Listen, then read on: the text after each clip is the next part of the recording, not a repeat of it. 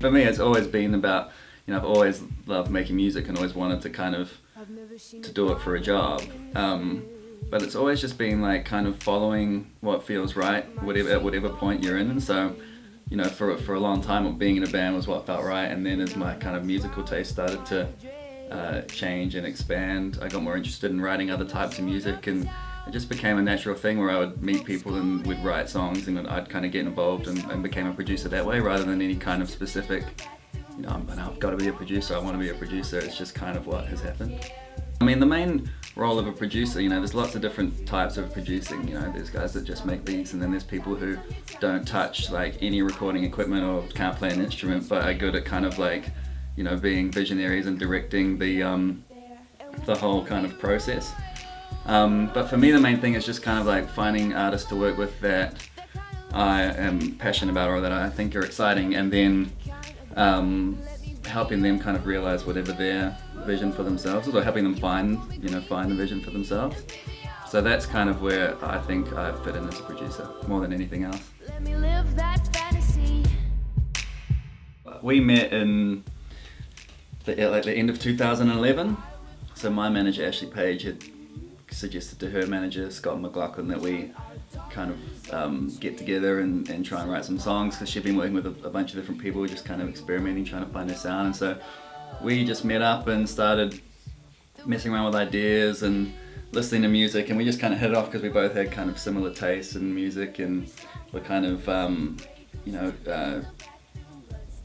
I could show her like some old school stuff that she might not have heard of, and then she could kind of introduce me to these new artists that I hadn't heard of. And so we just spent a lot of time kind of mucking around, trying out different styles. And this was like in the school holidays, she would come in and, when she had 5 days off, whatever, we'd do a week and write a bunch of different types of music. And then when she would bring in lyrics, like these amazing lyrics. She was 15 at the time, and she was bringing these lyrics that were like way better than anything that I've ever written or could ever write. And I was just super impressed. And so we started turning the lyrics into songs, and then one day she brought in the lyrics to Royals, and I was like, these are great. And then we started we kind of immediately came up with the "There will never be Royals, Royals" thing, and then we couldn't figure out anything else for the song that day, and we kind of went home all bummed. And then the next day we came in and had kind of thought about it overnight and kind of knocked it out. And so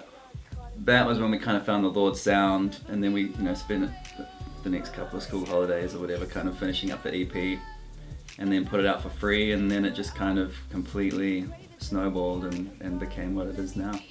It's definitely been a pretty surreal experience when all we were doing was trying to make stuff that we like, and so it's having it do this is pretty, it's completely unexpected because we were just giving it away. So it's been great. It's been really good. In terms of a tip in the industry, is just it's probably to just work harder than everybody else. Like, there's so many talented people, but a lot of them fall by the wayside because they don't put the work in. And so, I'm definitely not the most talented in any respect, but but I spend a lot of time writing songs and making music and recording and stuff, and that's how I've got good. So that would be my one tip. It's just it sounds cheesy, but it is true. Like hard work totally pays off. Like, you have to put in the work, otherwise you're not going to get better.